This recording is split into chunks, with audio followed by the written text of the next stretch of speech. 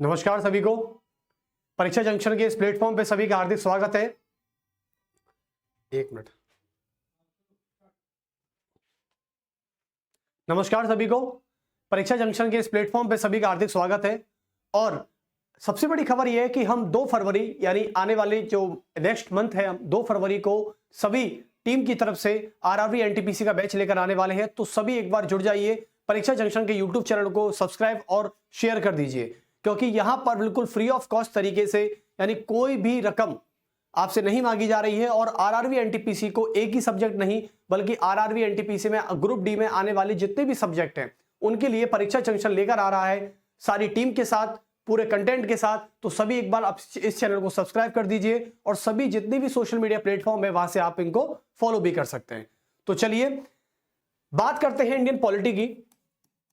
तो Indian polity में मैं कल आपको शायद मैंने पार्ट 1 के बारे में आपको पढ़ाया था। तो पार्ट 1 में मैंने इतना बताया था कि केंद्र शासित प्रदेश के बारे में हम थोड़ा डिस्कस कर रहे थे। और आज ये पार्ट 2 है, ये लास्ट पार्ट है। यानी आज हम केंद्र शासित प्रदेश यूनियन टेरिटरी को इंडियन पॉलिटी से विदा कर देंगे, समाप्त कर देंगे। समाप्त तो नहीं होगा यानी, लेकिन विदा कर देंगे इस चैप्टर को आज। देखिए, तो यूटी को लेके कई सारे बच्चों का डाउट रहता है कि सर यूटी में जो गवर्नमेंट होती है, क्या वो गवर्नमेंट इतनी कमजोर होती है कि क्या वो अपना कोई कानून नहीं बना सकती? क्या उस पर सेंट्रल गवर्नमेंट का बहुत ज्यादा प्रेशर होता है? जैसे आप दिल्ली को ही ले लीजिए। दिल्ली में क्या होता है कि दिल्ली के भी जो मुख्यमंत्री थे अरविंद केजरीवाल जी, वो हमेशा किसी ना किसी तरह किसी ना किसी दबाव में महसूस करते थे। और वो ये कहते थे कि उपराज्यपाल यानी लेफ्टिनेंट गवर्नर मुझे काम नहीं करने देते। वो कहते हैं कि प्रधानमंत्री जो नरेंद्र मोदी जी हैं वो मेरे काम में टांग अड़ाते हैं। कुछ ऐसी ऐसी अफवाहें आपको सुनने को मिलती हैं। तो हम यही जानना चाहते हैं कि एक्चुअली में जो यूटी गवर्नमेंट होती है, जहां पर विधानसभा मौजूद होती है, क्या वहां पर कोई सरकार उनको काम नहीं करने देती? क्या ऐसा सच है या गलत है? ये हम आज आपको संवैधानिक प्रावधानों से समझाने का पूरा प्रयास करेंगे कि हालांकि यूटी में गवर्नमेंट कैसे बनती है, यूटी में गवर्नमेंट कैसे काम करती है और वो किन किन विषयों पर अपना कानून बना सकती है जहां पर विधानसभा मौजूद है। देखो, हमारे भारत में 8 यूटी है, लेकिन 8 यूटियों में खुद की सरकार नहीं होती क्योंकि वहां पर विधानसभा मौजूद नहीं है। लेकिन 8 यूटियों में से 3 यूटी ऐसी हैं जहां पर विधानसभा मौजूद भी है और वहां के मुख्यमंत्री जनता के माध्यम से चुने भी जाते हैं और जनता के लिए काम भी करते हैं। जैसे दिल्ली को उठा लीजिए, जम्मू कश्मीर में अभी चुनाव हुए थे हाल ही में, जिसमें उमर अब्दुल्ला जम्मू कश्मीर के मुख्यमंत्री बने हैं। आप पुडुचेरी को उठा लीजिए। तो ये 3 यूटी ऐसी हैं जहां पर हम ये कह सकते हैं कि वहां के जनता के द्वारा चुना गया व्यक्ति, जो कि वहां की विधानसभा का सर्वोच्च नेता, मुख्यमंत्री कहलाता है। तो चलिए इंडियन पॉलिटी में सभी डालेंगे केंद्र शासित प्रदेश पार्ट 2। केंद्र शासित प्रदेश पार्ट 2।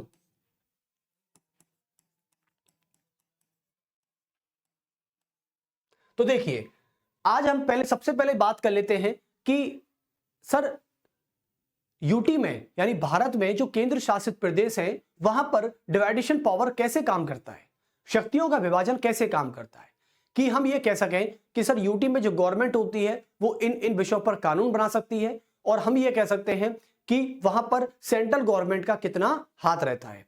तो सबसे पहले आज का जो टॉपिक है वो है केंद्र शासित प्रदेशों में शक्तियों का विभाजन। केंद्र शासित प्रदेशों में शक्तियों का विभाजन, डिवाइडेशन पावर, शक्तियों का विभाजन। देखो, सबसे पहले बात करते हैं कि केंद्र शासित प्रदेश क्या थे। मेरे पहले लेक्चर में मैंने आपको बताया था कि केंद्र शासित प्रदेशों का मतलब होता है कि वह क्षेत्र या वह प्रदेश जिन पर सीधे प्रत्यक्ष नियंत्रण से केंद्र सरकार या भारत की संसद कानून बना सकती है या शासन कर सकती है, उसको कहते हैं केंद्र शासित प्रदेश। क्योंकि इसका मतलब होता है, केंद्र का मतलब होता है केंद्र सरकार और शासित का मतलब होता है शासन करना। तो केंद्र सरकार जिन प्रदेशों पर अपना शासन करे सीधे प्रत्यक्ष नियंत्रण के माध्यम से, उसे कहते हैं केंद्र शासित प्रदेश। तो अब यहां पर आते हैं सर, केंद्र शासित प्रदेशों में शक्तियों का विभाजन कैसे हो सकता है। देखो, मैं आपसे बात करता हूं, पहली बात, हमारे पास आज भारतीय संसद भी है। तो भारतीय संसद की मैं बात करता हूं, यानी इंडियन पार्लियामेंट की बात करूं। देखो, इंडियन पार्लियामेंट, और यहां पर आज बात करते हैं वर्सेस केंद्र शासित प्रदेशों की विधानसभाएं। केंद्र शासित प्रदेशों की विधानसभाएं, केंद्र शासित प्रदेशों की विधानसभाएं। अब सर पहले यह बता दीजिए कि सभी केंद्र शासित प्रदेशों में क्या वहां की विधानसभा काम करती है या नहीं करती है। तो देखो, सबसे पहले मैं आपको बता देना चाहता हूं कि हमारे भारत में 8 प्रकार की यूटी काम करती है। कितनी प्रकार की? 8 प्रकार की यूटी काम करती है। और 8 यूटी कैसे कैसे हैं, 8 यूटी के नाम बताएं तो एक बार चलो नाम जान लेते हैं। 8 यूटी की बात करें तो दिल्ली है, दिल्ली है, दिल्ली के अलावा है पुडुचेरी, पुडुचेरी है, पुडुचेरी के अलावा बात करें तो और है आपका दादरा नागर, दादरा नागर हवेली एंड दमन दीव, एंड दमन द्वीप, एंड दमन दीव है। उसके अलावा और यूटी कौन सी है? जम्मू कश्मीर एवं लद्दाख है। तो जम्मू कश्मीर है, जम्मू कश्मीर है, और लद्दाख के बारे में है। और यूटी की बात करें तो एक यूटी है आपकी अंडमान निकोबार द्वीप समूह, अंडमान निकोबार द्वीप समूह।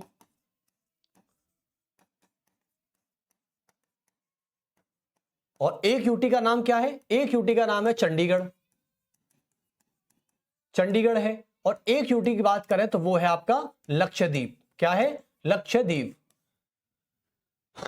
जिसको 1973 से पहले क्या कहते थे? अमीनी द्वीप, लक्का द्वीप भी कहा जाता था, और मिनिकॉय भी कहा जाता था 1973 से पहले। लेकिन 1973 में इंदिरा गांधी की सरकार ने अमीनी द्वीप, लक्का द्वीप और मिनिकॉय का नाम बदलकर क्या कर दिया? एक लक्षद्वीप कर दिया गया। लक्का द्वीप का मतलब होता है लाखों का द्वीप। क्या होता है? वह द्वीप जहां पर लाखों आइलैंड्स होते हैं। तो ये 8 यूटी हमारे पास आज इंडिया में काम कर रही हैं, और हमारे भारत में 28 राज्य और 8 केंद्र शासित प्रदेश कार्यरत है। लेकिन बात करते हैं कि सर उन केंद्र शासित प्रदेशों के नाम बताएं पहले जहां पर विधानसभा मौजूद है। देखो, एक तो आपकी दिल्ली में विधानसभा मौजूद है, एक कहां पर है? एक है आपकी दिल्ली में, एक है आपकी पुडुचेरी में, और एक है आपकी जम्मू कश्मीर में। ये 3 यूटी ऐसी हैं 8 में से जहां पर उनकी स्वयं की विधानसभा है, और वहां की जनता अपने माध्यम से, यानी अपने प्रत्यक्ष माध्यम से अपने सर्वोच्च नेता, अपने मुख्यमंत्री का चुनाव करती है, और वहां पर विधानसभा के चुनाव होते भी हैं। जैसे कि जम्मू कश्मीर में पिछले कुछ समय पहले अभी विधानसभा चुनाव हुए थे, दिल्ली में अभी विधानसभा चुनावों की तैयारी चल रही है, और पुडुचेरी में विधानसभा चुनाव होते रहते हैं हर 5 साल में। तो सबसे पहले बात करते हैं केंद्र शासित प्रदेश जहां विधानसभा मौजूद है। तो सबसे पहली बात मैंने आपको बता दी कि एक तो है आपका दिल्ली, और एक है आपका जम्मू कश्मीर, एक है आपका जम्मू कश्मीर, और एक है आपका पुडुचेरी। क्या है? पुडुचेरी। तो सबसे पहली बात है कि यहां पर विधानसभा मौजूद है इन सभी यूटियों की बात करें तो। चलिए, अब भारत की संसद इन यूटियों के लेके या सभी यूटियों की बात करें तो पहले हम सभी यूटियों की बात कर लेते हैं। आपको बताया कि भारत की संसद को अधिकार है कि वह सभी केंद्र शासित प्रदेशों की राज्य सूची और समवर्ती सूची में आने वाले सभी विषयों पर कानून बना सकती है। ये सर राज्य सूची और समवर्ती सूची क्या है? मैंने आपको बताया था कि हमारे भारत के संविधान में 7वीं अनुसूची में 3 प्रकार की शेड्यूल दिए गए हैं। पहला है संघ सूची, दूसरा है राज्य सूची, और तीसरा है समवर्ती सूची, यानी concurrent list and state list and union list. Union list क्या होती है, स्टेट लिस्ट क्या होती है, और कॉन्कर्ड लिस्ट क्या होती है, तो मैंने आपको बताया था। तो वही बात मैं आपसे कर रहा हूं आज कि भारत की संसद जो है वो सभी यूटियों के लिए राज्य सूची में और समवर्ती सूची में आने वाले सभी विषयों पर कानून बनाया जा सकता है। लेकिन सबसे बड़ी बात है कि जहां विधानसभा मौजूद होती है वहां पर संविधान तो ऐसा कहता है कि राज्य सूची पर आने वाले सभी विषयों पर वहां की विधानसभा ही कानून बना सकती है। यह केवल स्टेटमेंट राज्यों को लेकर था बच्चों, ये यूटी को लेकर नहीं है। जैसे कि मैं आपको 28 राज्यों के बारे में बता देना चाहता हूं। तो 28 राज्यों में आप सभी को पता है कि वहां पर लेजिस्लेटिव असेंबली काम करती है, और लेजिस्लेटिव असेंबली का मतलब होता है राज्य सरकार। क्या होता है? राज्य विधानमंडल। तो राज्य विधानमंडल को अधिकार है कि वह संविधान की 7वीं अनुसूची के अंतर्गत राज्य सूची में आने वाले प्रत्येक विषय पर कानून बना सकता है। यह संविधान तो कहता है, लेकिन संविधान यही स्टेटमेंट यहां नहीं कहता। वो कहता है कि यदि एक जो क्षेत्र, यदि प्रदेश केंद्र शासित प्रदेश है तो वहां पर राज्य सूची और समवर्ती सूची पे आने वाले सभी विषयों पर कानून बनाने का अधिकार भारतीय संसद को होता है। लेकिन वो केंद्र शासित प्रदेश जहां पर विधानसभा मौजूद है, जहां पर विधानसभा मौजूद है, वहां पर केवल और केवल वहां की विधानसभा राज्य सूची में आने वाले 3 विषयों को छोड़कर कानून बना सकती है। राज्य सूची में आने वाले 3 विषयों को छोड़कर कानून बना सकती है। जैसे कि 3 विषय कौन कौन से हैं? पहला विषय आता है आपका भूमि। क्या आता है? लैंड, जिसे कहते हैं भूमि। दूसरा आता है आपका पुलिस। क्या है? पुलिस। और तीसरा पॉइंट है लॉ एंड ऑर्डर, जिसे कहते हैं सामाजिक व्यवस्था या लोक व्यवस्था। क्या कहते हैं? लोक व्यवस्था। समझे आप? यानी हम ये कह सकते हैं कि वह केंद्र शासित प्रदेश जहां पर विधानसभा मौजूद होती है, वह राज्य सूची में आने वाले 3 विषयों को छोड़कर तथा समवर्ती सूची में आने वाले सभी विषयों पर कानून बना सकती है। इसका मतलब यह है कि यदि इन केंद्र शासित प्रदेशों की बात करें तो जहां पर विधानसभा मौजूद है, यह विधानसभा कभी भी भूमि से संबंधित कोई कानून नहीं बना सकती, पुलिस से संबंधित कोई कानून नहीं बना सकती और लोक व्यवस्था से संबंधित कोई कानून नहीं बना सकती। जैसे कि मान लें दिल्ली की बात करें, दिल्ली में कभी लॉ एंड ऑर्डर बिगड़ जाता है और लॉ एंड ऑर्डर को संभालने के लिए दिल्ली का मुख्यमंत्री जिम्मेदार नहीं होगा। क्यों? क्योंकि दिल्ली का मुख्यमंत्री इसलिए जिम्मेदार नहीं होगा क्योंकि दिल्ली के मुख्यमंत्री को यह अधिकार नहीं है कि वह दिल्ली के लॉ एंड ऑर्डर को संभाल सके। यानी लॉ एंड ऑर्डर से जुड़ी जितनी भी सिचुएशन होती हैं, जो कंडीशन होती हैं, उनको ऑपरेट करने की जिम्मेदारी केवल और केवल केंद्र सरकार की होती है। तो इसलिए मैंने बोला था कि इन तीनों विषयों को छोड़कर भारतीय संसद इन पर कानून बना सकती है, लेकिन दिल्ली की विधानसभा या जम्मू कश्मीर की विधानसभा या पुडुचेरी की विधानसभा इन तीनों विषयों से कोई छेड़छाड़ नहीं करेगी। आपको पता है कि कभी कभी आपने देखा होगा दिल्ली पुलिस की भर्तियां होती हैं, तो दिल्ली पुलिस और जब भर्ती होने के बाद, और आपने एक बात सुनी होगी कि दिल्ली पुलिस हमेशा केंद्र सरकार के अधीन आती है। वो दिल्ली के यानी भारत सरकार के गृह मंत्रालय के अधीन काम करती है। दिल्ली की पुलिस को आपने कभी भी ये नहीं सुना होगा कि वो एक राज्य पुलिस है। राज्य की पुलिस नहीं है ये। दिल्ली पुलिस की बात करें, जम्मू कश्मीर की पुलिस की बात करें, या फिर हम बात करते हैं पुडुचेरी पुलिस की, ये पुलिस और तीनों की नहीं बल्कि हर यूटी की पुलिस जो काम करती है वो केवल और केवल केंद्र सरकार के अधीन काम करती है। ये तीनों विषय सभी यूटियों पर लागू होते हैं, बल्कि यहां नहीं लागू होते। और बाकी के इन तीनों यूटियों के अलावा जितनी भी हमारे भारत में केंद्र शासित प्रदेश है, उनकी संघ सूची उनकी राज्य सूची और समवर्ती सूची पर कानून बनाने का अधिकार भी भारतीय संसद को ही प्राप्त है।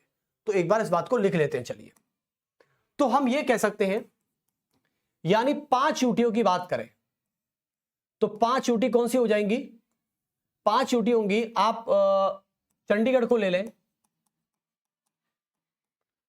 आप लक्षद्वीप को ले लें, लक्षद्वीप को लिया, चंडीगढ़ को लिया, आपने अंडमान ले लिया, आपने अंडमान निकोबार ले लिया, और अंडमान निकोबार के अलावा आपने और क्या लेंगे?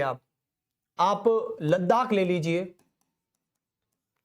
और लद्दाख के बाद आप दादरा नागरा हवेली ले लीजिए, दादरा नागरा हवेली एवं दमन दीव। ये पहले 2 यूटी हुआ करती थी, लेकिन केंद्रीय गृह मंत्री अमित शाह और गृह मंत्रालय ने इनको एक मिलाकर 1 यूटी कर दिया गया। तो ये 5 यूटी ऐसी हैं जहां पर कोई विधानसभा काम नहीं करती। जब वहां पर विधानसभा काम नहीं करेगी तो वहां के सभी विषयों पर कानून बनाने का अधिकार केवल और केवल कौन करेगा? केंद्र सरकार करेगी। क्या करेगी? केंद्र सरकार। तो यहां पर विधानसभा काम नहीं करती है, और जब यहां पर विधानसभा काम नहीं करेगी, वहां का मुख्यमंत्री काम नहीं करेगा, तो यहां पर केवल और केवल कानून बनाने का अधिकार भारत की संसद करेगी। तो लिख देंगे कि राज्य सूची एवं समवर्ती सूची, राज्य सूची एवं समवर्ती सूची में आने वाले सभी विषयों में आने वाले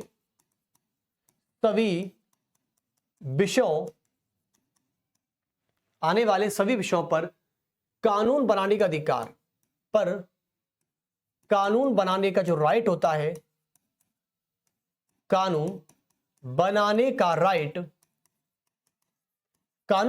राइट किसका होता है? भारतीय संसद का या फिर राष्ट्रपति का होता है, चलिए, क्योंकि यहां विधानसभा नहीं है। लेकिन अब बात करते हैं नेक्स्ट, ये 5 यूटी है। क्या है? 5 यूटी है। लेकिन अब बात करते हैं सर वो 3 यूटियों के नाम क्या हैं? देखो, तो 3 यूटियों के नाम मैंने आपको बता भी दिए थे। यूटी की बात करें तो 3 की बात करते हैं। पहला है आपका दिल्ली, जैसा कि मैंने वहां भी लिखा था। दूसरा है आपका जम्मू कश्मीर, और यहां पर है पुडुचेरी। क्या है? पुडुचेरी। तो बच्चों मैं आपसे इतना बात कह देना चाहता हूं कि ये 3 यूटी ऐसी हैं 5 में से जहां पर विधानसभा धूमधाम तरीके से काम कर रही है। यानी यहां पर हमारे भारत के संविधान में यहां पर विधानसभा काम करती है। तो जब यहां पर विधानसभा काम करती है तो आप कहेंगे सर कि राज्य सूची जहां पर, क्योंकि संविधान तो यह कहता है कि जिस प्रदेश में विधानसभा काम करती है उस प्रदेश की सरकार राज्य सूची में आने वाले प्रत्येक विषय पर कानून बना सकती है। लेकिन ऐसा स्टेटमेंट मैं केंद्र शासित प्रदेश को लेकर नहीं कहूंगा, क्योंकि आपको पता है कि वह यूटी जहां पर विधानसभा काम करे वहां पर राज्य सूची में 3 विषयों को छोड़कर, यानी एक तो भूमि को छोड़कर, भूमि तथा एक है आपका लोक व्यवस्था, यानी लॉ एंड ऑर्डर कहते हैं जिसे आप, लोक व्यवस्था, और तीसरा है आपका पुलिस। इन तीनों विषयों को छोड़कर दिल्ली की विधानसभा या दिल्ली सरकार इस पर कानून बना सकती है। तो राज्य सूची में इन 3 विषयों को छोड़कर इन तीन विषयों को छोड़कर दिल्ली की सरकार समवर्ती सूची के सभी विषय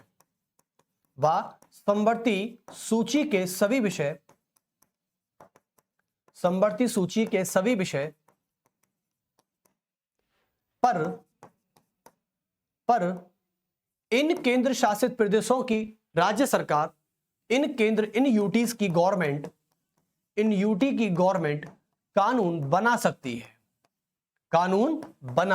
है। समझे? तो अब आपसे पूछूंगा कि सर भूमि पर, लॉ एंड ऑर्डर पर और पुलिस पर कानून कौन बनाएगा? इन पर कानून बनाएगा केवल और केवल भारत की संसद। कौन बनाएगी? भारत की संसद। तो मेरे हिसाब से अब आपको समझ में आ गया है, मुझे ज्यादा एक्सप्लेन करने की अब जरूरत नहीं पड़ेगी। तो ये था डिवाइडेशन पावर। बस इतना याद रखना कि वह केंद्र शासित प्रदेश जहां पर विधानसभा काम करती है वहां पर जरूरी नहीं है कि वो सभी राज्य सूची में आने वाले सभी विषयों पर कानून बनाए, बल्कि वह केंद्र शासित प्रदेश जहां विधानसभा काम कर रही है वहां पर 3 विषयों को छोड़कर सब पर कानून बनाया जा सकता है, बशर्ते वो 3 विषय नहीं होने चाहिए। लेकिन यही स्टेटमेंट में राजस्थान को लेकर बोलूंगा तो यहां पर गलत हो जाएगा। चलिए, तो अब आप समझ गए हैं कि मैं 3 यूटी में और 5 यूटी में क्या डिफरेंस है। पर सर ऐसा नहीं है, कभी कभी ऐसा भी हो सकता है कि भारत की संसद इन तीनों के अलावा भी किसी विषय पर कानून बना सके। बिल्कुल हो सकता है। ऐसा आपको लगता है कि सर ऐसा ख्वाबों में होगा, ऐसा सपनों में होगा, तो ऐसा नहीं है बच्चों। ऐसा ख्वाबों में होना जरूरी नहीं है। या आपको कोई रात में सपना आया, आपने ऐसा देखा कि सर मान लो कि तीनों विषयों को छोड़कर भी क्या दिल्ली विधानसभा, जम्मू कश्मीर विधानसभा, क्या पुडुचेरी की विधानसभा में आने वाले राज्य सूची में जितने भी विषय हैं क्या उन पर भी भारत की संसद कानून बना सकती है? जी बिल्कुल बना सकती है। यानी आपने जो ख्वाब देखा है वो सच हो सकता है। जैसे आपको पता है कि अभी केंद्र सरकार ने दिल्ली की विधानसभा, यानी दिल्ली में क्या किया था कि जो सेक्रेटरी लेवल के अधिकारी होते हैं जिन्हें आईएएस कहते हैं, अब दिल्ली का मुख्यमंत्री किसी भी सचिव, किसी भी आईएएस रैंक के अधिकारी का ट्रांसफर नहीं कर सकता, उसको सस्पेंड नहीं कर सकता, बिल्कुल। यानी उसको सस्पेंड और उसको ट्रांसफर करने का अधिकार केवल और केवल केंद्र सरकार के पास है। किसके पास है? केंद्र सरकार के पास है। अच्छा ये बताइए, आईएएस का ट्रांसफर कौन करता है? जो आईएएस का ट्रांसफर होता है, आईएएस को कैडर देने की जो बात होती है, आईएएस को प्रमोशन करने की जो बात होती है, कौन सा डिपार्टमेंट करता है? देखो, किसी भी जब आप आईएएस बन जाएंगे तो आईएएस बनने के बाद आईएएस का ट्रांसफर होगा या नए जो आईएएस भर्ती हुए हैं उनको कैडर देने की बात करता है, आईएएस के प्रमोशन करने की बात करता है, आईएएस को वेतन भत्ता, ये सारी बातें डीओपीटी करता है। कौन करता है? डीओपीटी। इसे कहते हैं डिपार्टमेंट ऑफ पर्सनल ट्रेनिंग। और डीओपीटी इसको कहते हैं हिंदी में कार्मिक विभाग। क्या कहते हैं? कार्मिक विभाग। और यह जो कार्मिक विभाग होता है ना बच्चों, यह केंद्रीय गृह मंत्रालय के अधीन काम करता है। केंद्रीय गृह मंत्रालय के अधीन काम करता है। बस इतना सा याद रखना, यानी केंद्रीय गृह मंत्रालय के अधीन काम करता है डीओपीटी, जो किसी भी आईएएस रैंक के अधिकारी और सेक्रेटरी लेवल के ऑफिसर को ट्रांसफर करना, उसका वेतन भत्ता, उसका सैलरी, उसका अलाउंस और उसका अपॉइंटमेंट, ये सारी काम कौन देखता है? उसका प्रमोशन, ये डीओपीटी देखता है। और आपको क्या लगता है कि कैडर आपको यूपीएससी देता है? नहीं, कैडर आपको यूपीएससी देता ही नहीं। कैडर देने की जिम्मेदारी केवल और केवल डीओपीटी की होती है। किसकी होती है? डीओपीटी। यूपीएससी तो केवल आपके एग्जाम को कंडक्ट कराता है बस। यूपीएससी तो आपके एग्जाम को कंडक्ट कराता है बस। यानी जो भी आईएएस की परीक्षा होती है, उस आईएएस की परीक्षा में केवल परीक्षा कराने की जिम्मेदारी और इंटरव्यू तक कराने की जिम्मेदारी यूपीएससी की होती है। बाकी का काम सारा डीओपीटी देखता है। कभी कभी हमको यह लगता है कि सर यूपीएससी तो अबे सब कुछ दे रहा है। भाई, यूपीएससी आपके आईएएस की परीक्षा को प्री कराता है, मेंस कराता है और इंटरव्यू कराता है। इंटरव्यू कराने के बाद जो बच्चे पास हो जाते हैं उनकी लिस्ट निकालता है और उस लिस्ट को केंद्रीय गृह मंत्रालय के डीओपीटी डिपार्टमेंट को सौंप देता है।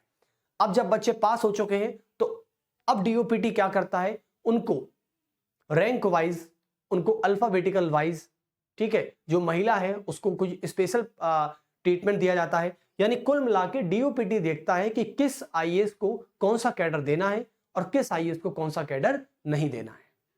होम कैडर तो मिलता नहीं, लेकिन होम कैडर मिल जाए तो इसका मतलब है कि आपकी एक अच्छी रैंक, आपका अच्छा खासा परफॉर्मेंस आपने यूपीएससी में किया है। तो मैं यही कहना चाह रहा हूं कि डीओपीटी की जिम्मेदारी यही होती है और डीओपीटी आता है केंद्रीय गृह मंत्रालय। अब दिल्ली में जितने भी काम करने वाले जितने भी आईएएस रैंक के अधिकारी हैं, और दिल्ली में तो आईएएस की संख्या भरी पड़ी है, कमी थोड़ी है, क्योंकि दिल्ली तो एक एनसीआर रीजन है, एक नेशनल कैपिटल है हमारा भारत का। चलिए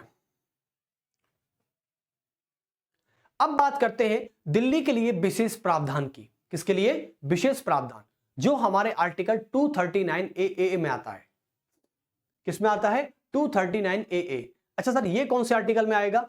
जो शक्तियों का विभाजन है, ये हमारे आर्टिकल में आता है। देखिए, इसमें आप आर्टिकल डाल दीजिएगा, आर्टिकल 239, आर्टिकल 239 ए, बस इतना डाल दीजिए, आर्टिकल 239 ए। लेकिन अब आते हैं आर्टिकल 239 डबल ए।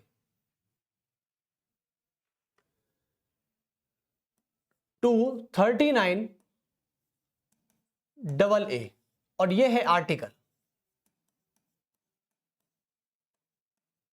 अनुच्छेद 239 ए आर्टिकल अनुच्छेद ये क्या कहता है? अच्छा, आपको यह पता है कि हमारी दिल्ली को एनसीआर रीजन कब डिक्लेयर किया गया था? कौन सा संसद ने ऐसा संवैधानिक संशोधन अधिनियम पारित किया था जिसमें हम यह कह सकें कि दिल्ली को एनसीआर डिक्लेयर किया गया था?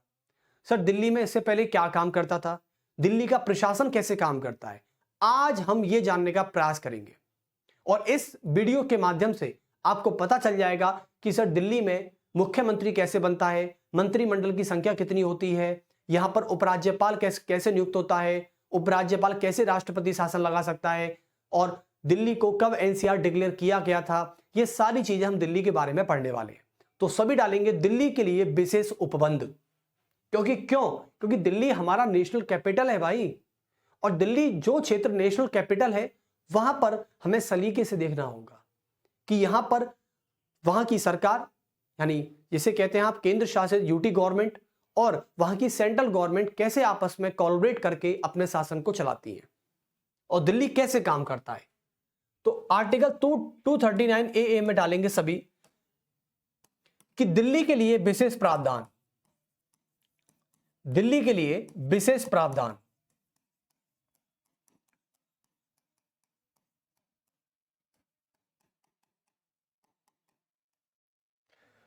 तो मैं आपसे इतना पूछना चाहता हूं कि, और इस लेक्चर को देखने के बाद जो भी इस लेक्चर को देखें, सबसे पहले मुझे कमेंट बॉक्स में यह बताइएगा कि दिल्ली को राष्ट्रीय राजधानी क्षेत्र कब घोषित किया गया था।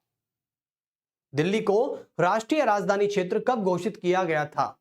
अच्छा, राष्ट्रीय राजधानी क्षेत्र घोषित करने में और राजधानी घोषित करने में दोनों बातों में फर्क होता है, इस बात को याद रखें।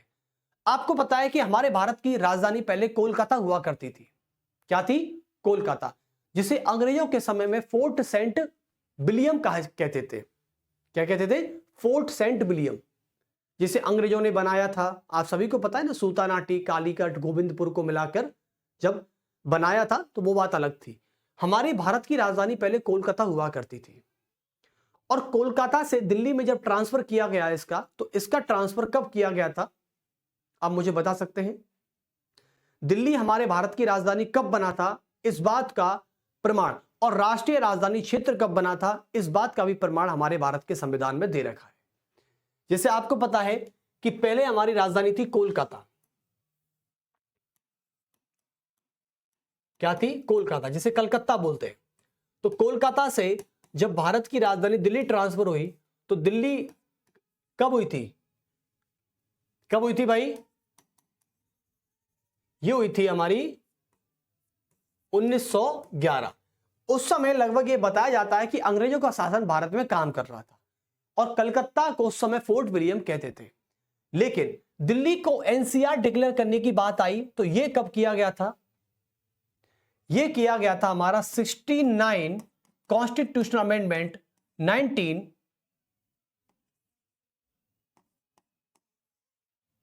ये था, यानी संवैधानिक संशोधन के माध्यम से दिल्ली को एनसीआर डिक्लेयर किया गया था। ओके, 1991 में। बस इतनी सी बात याद रखनी है। तो चलिए सबसे पहले हम दिल्ली को एनसीआर डिक्लेयर कर देते हैं। तो दिल्ली को एनसीआर डिक्लेयर करेंगे तो लिख सकते हैं कि 69 कॉन्स्टिट्यूशनल अमेंडमेंट ऑफ 1991 के माध्यम से, ऑफ 1991 के माध्यम से इसे एनसीआर घोषित किया गया, यानी national capital region, national capital region घोषित किया गया, नेशनल कैपिटल रीजन घोषित किया गया था, जिसे बोलते हैं राष्ट्रीय राजधानी क्षेत्र।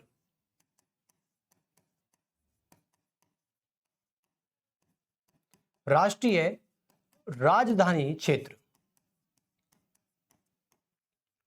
और आपको एक बात बता दी जाए कि दिल्ली के लिए दूसरे प्रावधान की मैं बात करूं तो राष्ट्रीय राजधानी क्षेत्र यहां पर काम करते थे, बिल्कुल सही है।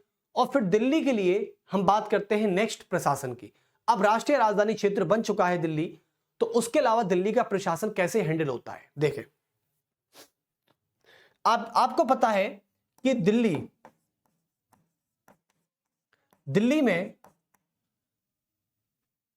में विधानसभा कार्यरत है, दिल्ली में विधानसभा कार्यरत है,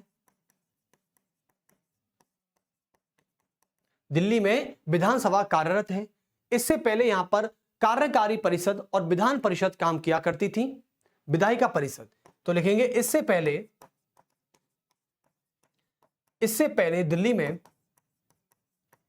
पहले दिल्ली में दो परिषद काम किया करती थी।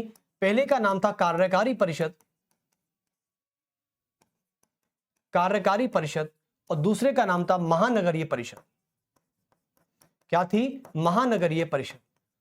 आज इन दोनों को एक करके एक विधानसभा बना दी गई है।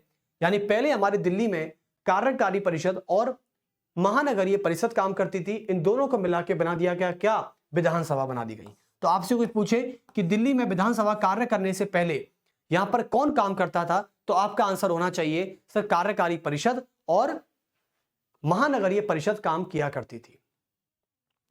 लेकिन बात यह आते हैं कि सर दिल्ली में जो चुनाव होते हैं वो कैसे होते हैं। चलिए तो अब बात करते हैं दिल्ली में। आप सभी को पता है कि दिल्ली में विधानसभा कार्यरत है तो प्रत्येक 5 वर्ष में, यानी दिल्ली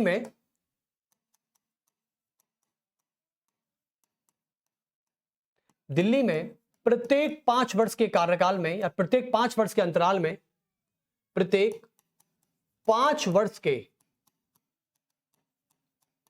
वर्ष के अंतराल में, प्रत्येक 5 वर्ष के अंतराल में विधानसभा के चुनाव होते हैं, जो कि अभी भी हो रहे हैं। विधानसभा के चुनाव होते हैं विधानसभा के चुनाव होते हैं जिनमें जनता अपना मत प्रत्यक्ष माध्यम से देती है, जिनमें जनता द्वारा प्रत्यक्ष मतदान किया जाता है। यानी दिल्ली की जनता खुद वोट डालने जाती है। दिल्ली की जनता अभी 5 फरवरी को दिल्ली में वोटिंग है, तो वोटिंग है, इसका मतलब ये हम कह सकते हैं कि दिल्ली की जनता खुद विधानसभा चुनावों के लिए अपना मतदान करने सीधे बूथ सेंटर पर जाती है। तो जनता द्वारा प्रत्यक्ष मतदान किया जाता है, प्रत्यक्ष मतदान किया जाता है।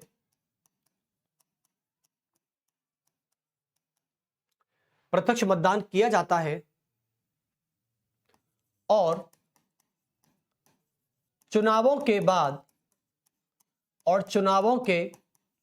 बाद विधानसभा यानी विधानसभा चुनावों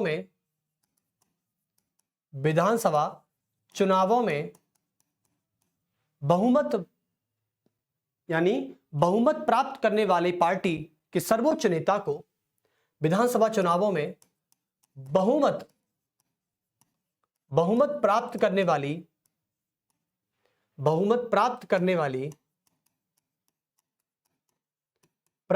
वाली दल के सर्वोच्च नेता को जिसे सुप्रीम लीडर कहते हैं, सर्वोच्च नेता को मुख्यमंत्री नियुक्त किया जाता है। मुख्यमंत्री नियुक्त किया जाता है। मुख्यमंत्री नियुक्त किया जाता है। तो अब बात यह आती है कि सर अच्छा, अभी करंट की न्यूज है कि अभी भारत की जो सरकार यानी केंद्र सरकार है, वह अभी आपको पता है कि लोकसभा और विधानसभा चुनावों में एक रूल काम करता है। बच्चों, मैं इंडियन पॉलिटी के पर्पस से बता रहा हूं आपको कि हमारे लोकसभा एवं विधानसभाओं के चुनावों में,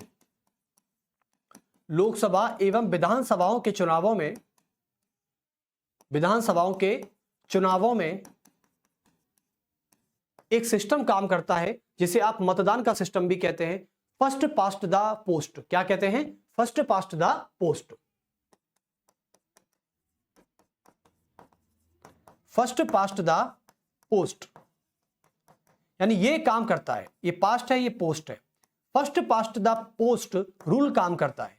इसे कहते हैं कि जो सबसे ज्यादा मतदान लाएगा वही इस लोकतंत्र के नाते या लोकतंत्र के दायरे में रहकर जो सबसे ज्यादा मतदान प्राप्त करता है जनता का, वही सरकार बनाता है, चाहे वो विधानसभा का चुनाव हो और चाहे वो लोकसभा का चुनाव हो।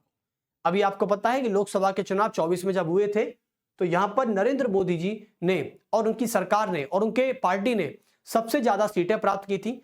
तो जो सबसे ज्यादा सीटें लाएगा या जनता का मतदान प्राप्त करेगा वही व्यक्ति सरकार बनाएगा। तो कुल मिलाकर इसे कहते हैं first past the post system. क्या कहते हैं?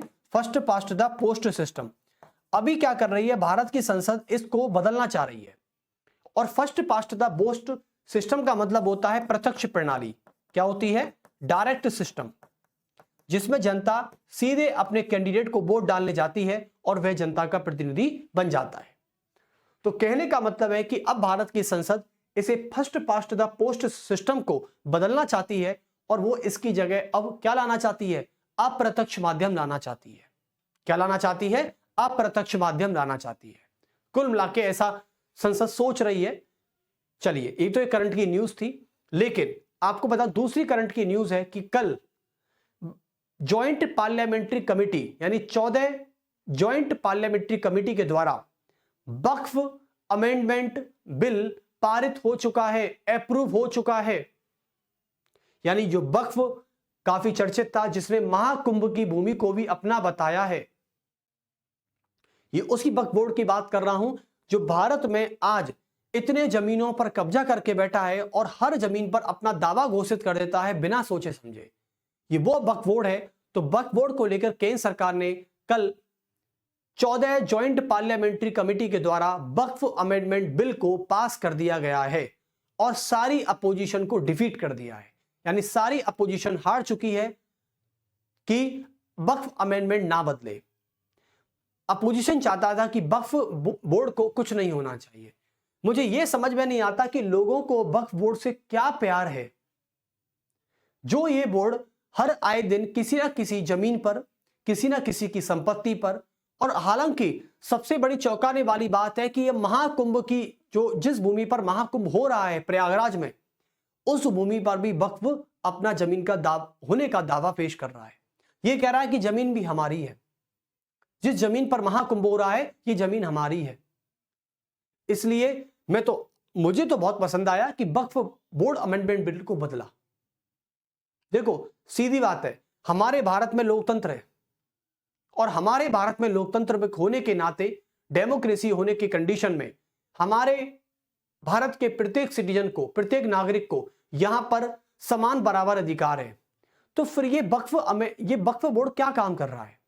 महाराष्ट्र की गवर्नमेंट ने तो वक्फ बोर्ड को फंडिंग देने से मना कर दी है कि कोई फंडिंग नहीं मिलेगी इसको।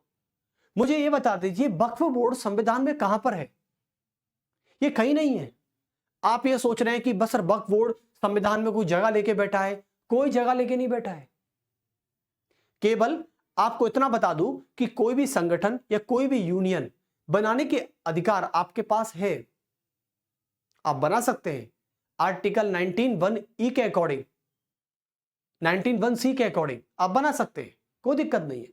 लेकिन जब वह बोर्ड अपनी पावर का मिसयूज करने लग जाता है, और वक्फ बोर्ड तो मैं कह रहा हूं कि समाप्त हो जाए तो अच्छी बात है, क्योंकि ये हर आए दिन किसी ना किसी जमीन पर अपना दावा पेश करता है और वक्फ बोर्ड में जितने मेंबर नहीं है ना, उतनी तो इनके पास जमीनों का डेटा पड़ा हुआ है। तो मैं इतना कह देना चाहता हूं कि भारत की संसद ने बहुत अच्छा काम किया। हम तो चाहते हैं, देखो बात धर्म की नहीं है, मैं किसी धर्म को टारगेट नहीं कर रहा, बस मैं इतना कहना चाह रहा हूं कि जो भी संगठन, चाहे वो किसी भी समाज का संगठन हो, जो संगठन अपनी शक्तियों का गलत प्रयोग करेगा वह तो समाप्त होना ही चाहिए। मैं हर समाज की बात कर रहा हूं। चलिए तो बात करते हैं नेक्स्ट। एक स्टूडेंट ने मुझसे पूछा था काफी टाइम पहले, और क्वेश्चन बहुत अच्छा था उसका, कि सर चुनावों के बाद जब विधानसभा चुनावों में बहुमत प्राप्त करने वाली दल के सर्वोच्च नेता को जो मुख्यमंत्री बनाते हैं, सर हम इतना जानते हैं कि मुख्यमंत्री की नियुक्ति जब राज्य में होती है, जैसे मान लीजिए आपने किसी स्टेट के चुनाव देखे, तो राज्य में जब मुख्यमंत्री चुना जाता है, मुख्यमंत्री चुना जाता है सर, तो उस मुख्यमंत्री को शपथ दिलाने की जिम्मेदारी राज्य में है तो राज्यपाल की होती है। किसकी होती है? राज्यपाल की होती है, समझे। लेकिन सर ये बताइए कि केंद्र शासित प्रदेशों में, केंद्र शासित प्रदेशों की मैं आपसे बात करें सर, तो केंद्र शासित प्रदेशों में जब मुख्यमंत्री चुना जाता है, दिल्ली में, पुडुचेरी में, जम्मू कश्मीर में, तो सर दिल्ली के, खासकर दिल्ली की बात कर रहा हूं मैं आपसे, मैं जम्मू कश्मीर की बात नहीं कर रहा, मैं दिल्ली की बात कर रहा हूं। जब केंद्र शासित प्रदेश दिल्ली में कोई व्यक्ति मुख्यमंत्री चुना जाता है तो उस मुख्यमंत्री को शपथ दिलाने की जिम्मेदारी, क्योंकि केंद्र शासित प्रदेश में राज्यपाल नहीं होते, मैंने पहले ही बता दिया था पार्ट 1 में कि वहां पर लेफ्टिनेंट गवर्नर, वहां पर प्रशासक, एडमिनिस्ट्रेटर और वहां पर चीफ कमिश्नर काम करते हैं। लेकिन केंद्र शासित प्रदेश में तो राज्यपाल होता ही नहीं सर। अब आप बोलोगे सर उपराज्यपाल तो होता है, नहीं, एक हाँ होता है, बिल्कुल होता है, लेकिन याद रखना कि केंद्र शासित प्रदेश दिल्ली के मुख्यमंत्री को शपथ दिलाने की जिम्मेदारी केवल और केवल भारत के राष्ट्रपति की होती है, ना कि दिल्ली के उपराज्यपाल की, ना कि दिल्ली के प्रशासक की, और ना ही दिल्ली के मुख्य आयुक्त की। तो लिखिए, इस बात को भी नोट डाउन करके लिख लीजिएगा। ये आपके एसएससी और एनटीपीसी के लिए बहुत इंपॉर्टेंट क्वेश्चन हो सकता है, तो सभी यहां पर लिख दीजिए कि दिल्ली के मुख्यमंत्री को शपथ, दिल्ली के मुख्यमंत्री को शपथ, दिल्ली के मुख्यमंत्री को जो शपथ होती है, दिल्ली के मुख्यमंत्री को शपथ भारत का राष्ट्रपति दिलाता है, भारत का राष्ट्रपति दिलाता है, राष्ट्रपति दिलाता है, ना कि उपराज्यपाल, ना कि उपराज्यपाल, बस, जिसे आप लेफ्टिनेंट गवर्नर बोलते हैं, ना कि उपराज्यपाल।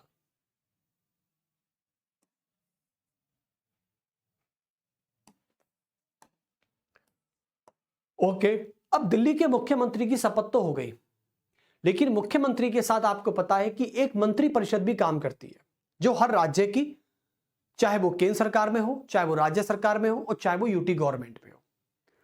तो आपको पता है कि मुख्यमंत्री के नियुक्त होने के बाद मुख्यमंत्री के लिए मंत्री परिषद का होना बहुत जरूरी है, ताकि वो मंत्रालयों को संभाल सके।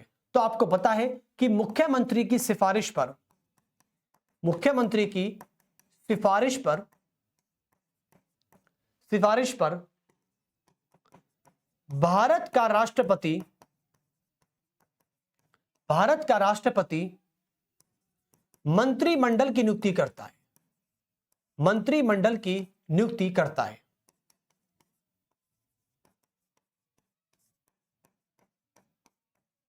मंत्रिमंडल की नियुक्ति करता है। अब क्वेश्चन ये आता है कि सर मंत्रिमंडल में कितनी संख्या होती है मुख्यमंत्री को मिलाकर।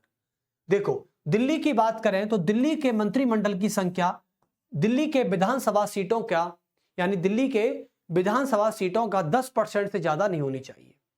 अब दिल्ली में विधानसभा की सीटें हैं 70, तो 70 का आप 10% भी निकालेंगे तो करीबन आता है आपका 7, यानी दिल्ली में मुख्यमंत्री के अलावा 7 मंत्रियों की संख्या होनी चाहिए बस। कितनी होती है? 7। तो कहते हैं कि दिल्ली के मंत्रिमंडल की संख्या केवल और केवल वहां की विधानसभा सीटों का 10% से ज्यादा नहीं होती। तो दिल्ली के मंत्रिमंडल की संख्या होती है 7। कितनी? 7। चलिए, अब आते हैं नेक्स्ट। आपको पता है कि दिल्ली के लिए उपराज्यपाल काम करता है। दिल्ली के लिए केंद्र सरकार की सिफारिश पर, दिल्ली के लिए केंद्र सरकार की सिफारिश पर, केंद्र सरकार की सिफारिश पर उपराज्यपाल की नियुक्ति की जाती है। उपराज्यपाल की नियुक्ति की जाती है। ओके, और यह उपराज्यपाल और दिल्ली का मुख्यमंत्री जो होता है, यदि मान लो वो दिल्ली को नहीं संभाल पाए तो उपराज्यपाल की पावर क्या होती है आपको बता देना चाहता हूं। दिल्ली के उपराज्यपाल की पावर इतनी होती है बच्चों, आपको पता है कि हर आए दिन दिल्ली के मुख्यमंत्री और दिल्ली के उपराज्यपाल में कहीं ना कहीं लड़ाई होती रहती है, और सुप्रीम कोर्ट यह कह रहा है कि कब दिल्ली के मुख्यमंत्री और दिल्ली के उपराज्यपाल के बीच में जो लड़ाइयां हो रही हैं, जो विवाद हो रहे हैं, ये कब तक खत्म हो जाएंगे। यानी इन 10 सालों में मैंने यह देखा है कि दिल्ली का उपराज्यपाल और दिल्ली के मुख्यमंत्री के बीच में हमेशा से कोई ना किसी टॉपिक पर क्लैश होता ही रहता है। या तो उपराज्यपाल दिल्ली के मुख्यमंत्री को कहीं ना कहीं किसी में टांग अड़ाते हैं, मुझे नहीं पता क्या वो संवैधानिक शक्तियों का प्रयोग कर रहे हैं, यह भी मुझे नहीं पता, लेकिन जितना मुझे लगता है कि दिल्ली के उपराज्यपाल कहीं ना कहीं अपनी संवैधानिक शक्तियों का प्रयोग ही कर रहे हैं। वो देखो, टांग अड़ाने का मतलब कुछ नहीं होता, ये तो हमारी खैर एक पॉलिटिक्स का हिस्सा है कि आपने आरोप लगा दिया कि उपराज्यपाल टांग अड़ाते हैं, ऐसा कुछ भी नहीं है। यानी दिल्ली के उपराज्यपाल केवल अपनी संवैधानिक शक्तियों का प्रयोग कर रहे हैं। अब मान लीजिए दिल्ली के मुख्यमंत्री विधानसभा ने एक बिल पारित किया और बिल पारित करने के बाद उसे उपराज्यपाल को भेजा, क्योंकि उपराज्यपाल की अनुमति के बिना दिल्ली में वो कानून लागू नहीं हो सकता। ठीक है, अब बात यह कही गई कि उपराज्यपाल भी दिल्ली की विधानसभा के द्वारा पारित किसी भी कानून को राष्ट्रपति के लिए आरक्षित कर सकता है। समझे? तो राज्य उपराज्यपाल की पावर वही है जो किसी राज्य के राज्यपाल की होती है, लगभग। तो चलिए पहली बात कर लेते हैं।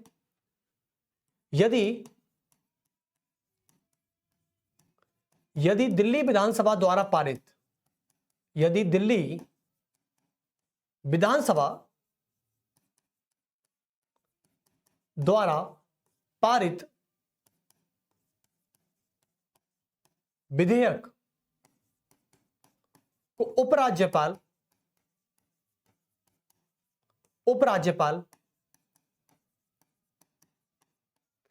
राष्ट्रपति के लिए भी आरक्षित कर सकता है, राष्ट्रपति के लिए भी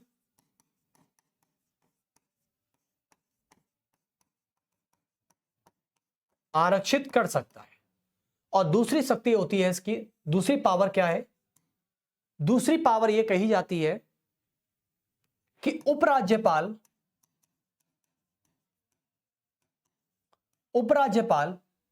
या फिर यह कह सकते हैं कि यदि दिल्ली की सरकार, यदि दिल्ली गवर्नमेंट दिल्ली के प्रशासन को संभालने में विफल हो चुकी है, यदि दिल्ली गवर्नमेंट दिल्ली के प्रशासन को संभालने में विफल हो चुकी है,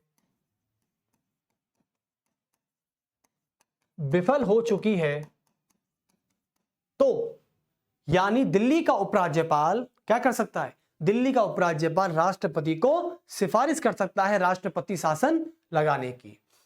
तो उपराज्यपाल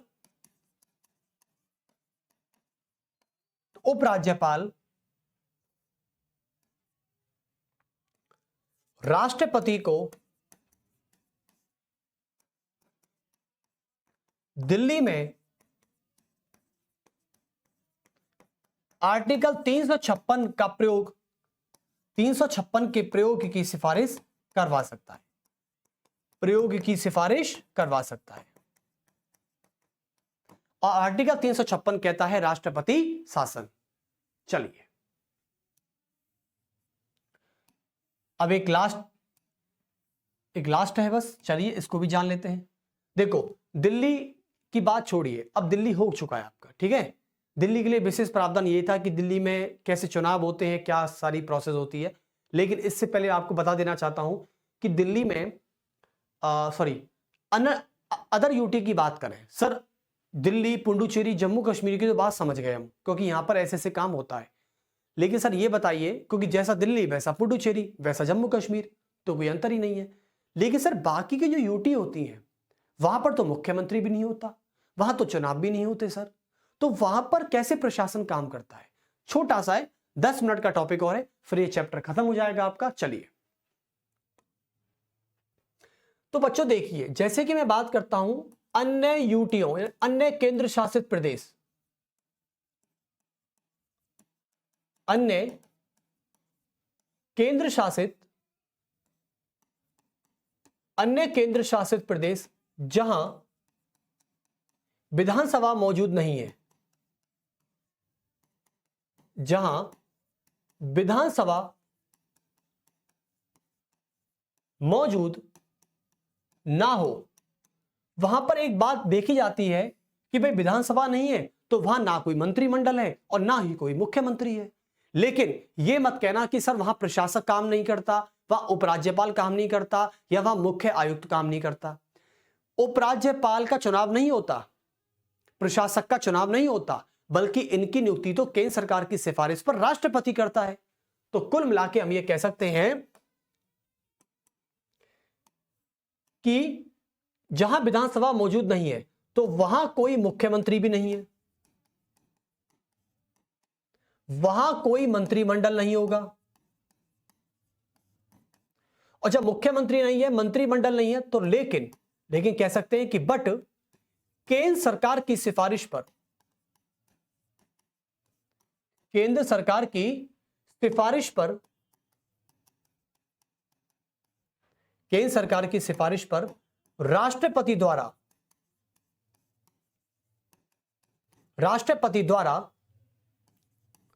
वहां उपराज्यपाल या प्रशासक या मुख्य आयुक्त नियुक्त किए जाते हैं, मुख्य आयुक्त नियुक्त किए जाते हैं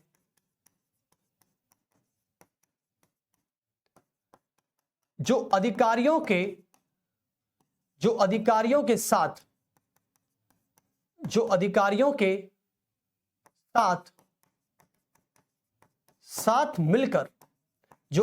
के साथ मिलकर क्या काम करते हैं, साथ मिलकर वहां का प्रशासन चलाते हैं,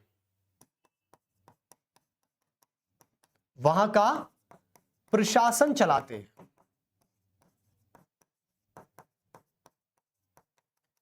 और बच्चों, प्रशासन चलाने के लिए दूसरा जिम्मेदारी किसके पास होती है? केंद्रीय गृह मंत्रालय के पास।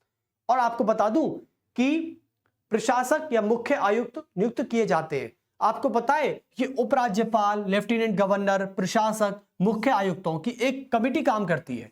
और वो कमेटी कौन होती है? वो कमेटी होती है AAC, जिसका नाम होता है एडमिनिस्ट्रेटर एडवाइजरी कमेटी। क्या होती है?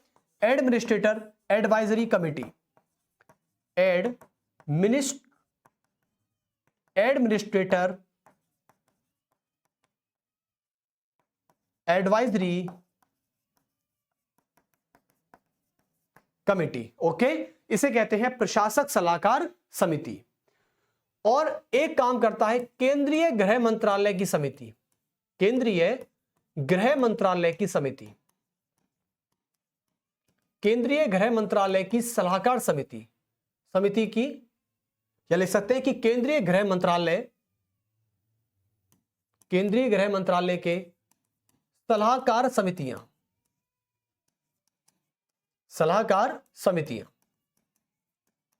जिसको आप कहते हैं HAMA। क्या कहते हैं? HAMA।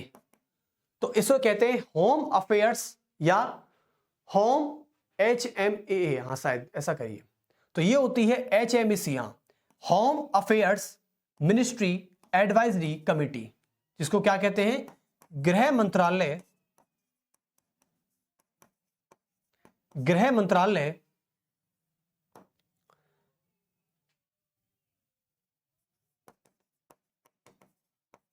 Advisory committee. और इसकी अध्यक्षता केवल और केवल कौन करता है? इसकी अध्यक्षता करने की जिम्मेदारी किसके पास होती है? केंद्रीय गृह मंत्री के पास होती है। और अभी हमारे भारत के केंद्रीय गृह मंत्री अमित शाह हैं। कौन है? अमित शाह। तो इसकी जिम्मेदारी केंद्रीय गृह मंत्री करता है, केंद्रीय गृह मंत्री करता है इसकी अध्यक्षता। लेकिन आप बताएंगे सर ये बड़ी है, ये बड़ी है। देखो, बड़ी ये होगी, आपको बता दूं कि वह यूटी जहां पर विधानसभा काम नहीं करती है, वहां पर एक काम HAMAC और इसके नीचे कमेटी काम करती है AAC। यहां पर क्या होता है बच्चों कि जो होम अफेयर्स की एडवाइजरी कमेटी होती है उसमें AAC कमेटी काम करती है, और AAC कमेटी के काम के नीचे जो कमेटी काम करती है वो वहां के यूटी के छोटी छोटी पंचायतों के सरपंच काम करते हैं। समझे ना। चलिए, तो इसे कहते हैं एडमिनिस्ट्रेटर एडवाइजरी कमेटी और इसे कहते हैं home affairs ministry of advisory committee, HAMAC। चलिए, तो दो कमेटी आपके लिए यहां पर काफी हेल्पफुल काम करेंगी। जहां पर विधानसभा मौजूद नहीं होती वहां पर यह कमेटी काम करती है, लेकिन जहां पर विधानसभा है तो मुख्यमंत्री भी होगा और मुख्यमंत्री है तो मंत्रिमंडल भी होगा। जैसे कि जम्मू कश्मीर में उमर अब्दुल्ला मुख्यमंत्री हैं तो उनका मंत्रिमंडल भी है। चलिए, बस इतना याद रखना कि हर यूटी की बात करें, यानी प्रत्येक केंद्र शासित प्रदेश जहां पर विधानसभा सीटें मौजूद हैं वहां पर मुख्यमंत्री होता है, तो मुख्यमंत्री के साथ मंत्रिमंडल की संख्या उस यूटी के विधानसभा सीटों के 10% से ज्यादा नहीं होगी। और मैं राज्य विधानसभा की बात करूं तो राज्य विधानसभा की सीटों के 15% से ज्यादा वहां पर मंत्रिमंडल नहीं होगा। ऐसे ही लोकसभा, तो लोकसभा और राज्यसभा के मामले में यह आंकड़ा 15% कहता है, जबकि यूटी के लिए सीट आंकड़ा 10% कहता है। चलिए, तो फिर मिलते हैं आपसे नेक्स्ट पार्ट में। अभी यह पार्ट केंद्र शासित प्रदेश खत्म हो चुका है और फिर आपसे अगले पार्ट में अगले चैप्टर के साथ शुरुआत होगी, एक नए चैप्टर के साथ। और सभी आरआरबी एनटीपीसी से बैच से जुड़ना ना भूलिए, क्योंकि हम जल्दी आ रहे हैं आपके पास आरआरबी एनटीपीसी स्पेशल बैच के नाम से परीक्षा जंक्शन की तरफ और परीक्षा जंक्शन के पोडियम पर। तो सभी अपनी तैयारी को बेहतर तरीके से और रणनीतिक तरीके से तैयार करें, फिर देखते हैं कि आप कितने पानी में और आप कितने ऊपर हैं। चलिए, तो फिर मिलते हैं आपसे नए चैप्टर के साथ अगली मुलाकात में। सभी को मेरा नमस्कार।